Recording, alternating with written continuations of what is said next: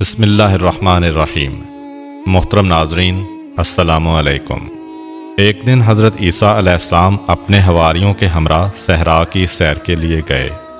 دوران سفر ایک شہر کے قریب پہنچے۔ انہوں نے راستے میں خزانے کے نشانات پائے۔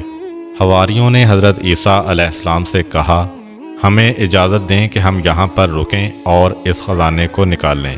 حضرت عیسیٰ علیہ السلام نے انہیں اجازت دیتے ہوئے فرمایا، آپ لوگ خزانہ نکالنے کے لیے یہاں پر رکیں۔ میرے خیال میں اس شہر میں اور بھی خزانہ ہے، میں اس کی تلاش میں جاتا ہوں۔ حواری حضرات وہاں پر رکے اور حضرت عیسیٰ علیہ السلام شہر میں داخل ہوئے۔ راستہ چلتے ہوئے انہوں نے ایک سادہ سا ویران گھر دیکھا۔ اس میں داخل ہوئے، وہاں پر ایک بوڑھی عورت زندگی بسر کر رہی تھی۔ آپ علیہ السلام نے اس سے فرمایا، آج رات میں آپ کا مہمان ہوں۔ اس بوڑھی عورت نے کہا، ٹھیک ہے۔ حضرت عیسیٰ علیہ السلام نے اس سے کہا، کیا اس گھر میں آپ کے علاوہ کوئی اور بھی رہتا ہے؟ بوڑھی عورت نے کہا، ہاں، میرا ایک بیٹا ہے جو بیابان میں جاتا ہے اور وہاں سے لکڑیاں کاٹ کر شہر میں لا کر فروخت کرتا ہے۔ اس کام سے جو آمدنی ہوتی ہے اس سے ہماری زندگی کے اخراجات پورے ہوتے ہیں۔ اس کے بعد اس بوڑھی عورت جو حضرت عیسیٰ علیہ السلام کو نہیں جانتی تھی نے حضرت کو ایک کمرے میں علیحدہ جگہ دی اور ان کی مہمان نوازی کی۔ ابھی زیادہ دیر نہ گزری تھی کہ اس کا بیٹا صحرا سے واپس گھر آیا۔ ماں نے اس سے کہا، آج رات ہمارے ہاں ایک بہت قابل احترام مہمان ہیں کہ ان کی پیشانی سے زہد و تقوی اور عظمت و پارسائی کا نور چمکتا ہے، ان کی ہم نشینی کو غنیمت سمجھو۔ وہ لڑکا حضرت عیسیٰ علیہ السلام کے پاس آیا، ان کا شایان شان احترام کیا اور ان کی تواضع کی۔ رات کے وقت حضرت عیسیٰ علیہ السلام نے اس لکڑہارے سے احوال پرسی کی۔ دوران گفتگو معلوم ہوا کہ وہ لڑکا ایک عقل مند اور دانا انسان ہے، لیکن غموں اور پریشانیوں نے اس کے دل و دماغ کو جکڑ رکھا ہے۔ آپ نے اس سے فرمایا، میں یوں دیکھ رہا ہوں کہ آپ کے دل میں غموں کا پہاڑ ہے۔ لکڑہارے نے کہا، ہاں، میرے دل میں غم و اندوہ کا پہاڑ ہے کہ جسے برطرف کرنے پر کوئی بھی قادر نہیں ہے۔ حضرت عیسیٰ علیہ السلام نے فرمایا، اپنے دل کا غم میرے سامنے بیان کرو، شاید اللہ تعالیٰ اسے برطرف کرنے کے اسباب مجھے الہام کر دے۔ لکڑہارے نے کہا، ایک دن میں پشت پر لکڑیاں اٹھائے ہوئے بادشاہ کے محل کے قریب سے گزرا۔ میں نے محل کی طرف دیکھا تو میری نگاہ بادشاہ کی حسین و جمیل بیٹی پر پڑی۔ میں اس کے عشق میں گرفتار ہو گیا۔ دن بدن میرے دل میں اس کا عشق بڑھتا گیا، لیکن یہ کام میری قدرت سے باہر ہے۔ اس دکھ کا موت کے سوا کوئی علاج نہیں ہے۔ حضرت عیسیٰ علیہ السلام نے فرمایا، اگر تم اس لڑکی کو چاہتے ہو تو میں تمہارے وصال کے وسائل مہیا کر سکتا ہوں۔ لکڑہارے نے سارا واقعہ اپنی والدہ کے گوش گزار کیا۔ ماں نے کہا، اے میرے بیٹے، میرے خیال میں ہمارا یہ مہمان کوئی عظیم شخص ہے۔ اگر اس نے قول دیا ہے تو ضرور اسے پورا کرے گا۔ اس کے پاس جاؤ، وہ جو کچھ کہے اسے سنو اور اس کی اطاعت کرو۔ اگلی صبح لکڑہارا حضرت عیسیٰ علیہ السلام کے پاس آیا۔ حضرت علیہ السلام نے اس سے کہا، بادشاہ کے پاس جاؤ اور اس سے اس کی لڑکی کا رشتہ مانگو۔ لکڑہارا محل کی طرف روانہ ہوا۔ جب وہ محل کے قریب پہنچا تو دربانوں نے اس کا راستہ روکا اور پوچھا، تمہیں بادشاہ سے کیا کام ہے؟ اس نے کہا، میں بادشاہ سے اس کی لڑکی کا رشتہ مانگنے آیا ہوں۔ وہ لوگ اس کا مذاق اڑاتے ہوئے ہنسے۔ وہ لوگ بادشاہ کو ہنسانے کے لیے اسے بادشاہ کے پاس لے گئے۔ اس نے صاف صاف بادشاہ سے کہا، میں تمہاری لڑکی کا رشتہ لینے آیا ہوں۔ بادشاہ نے مذاق اڑاتے ہوئے کہا، میری بیٹی کا حق مہر اتنی مقدار گوہر، یاقوت، سونا اور چاندی ہے، اور یہ مقدار اتنی ہے کہ حکومت کے خزانے میں بھی اتنی مقدار میں مال نہیں ہے۔ لکڑہارے نے کہا، میں ابھی جاتا ہوں، اس کا جواب بعد میں دوں گا۔ لکڑہارا حضرت عیسیٰ علیہ السلام کے پاس آیا اور سارا واقعہ بیان کیا۔ حضرت عیسیٰ علیہ السلام ویرانے میں گئے کہ جس میں مختلف قسم کے پتھر پڑے ہوئے تھے۔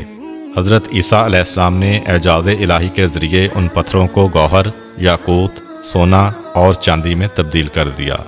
ان کی مقدار اتنی ہی تھی جتنی بادشاہ نے کہی تھی۔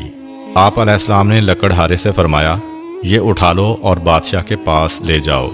لکڑہارے نے وہ سب کچھ اٹھایا اور محل میں لے جا کر بادشاہ کی تحویل میں دے دیا۔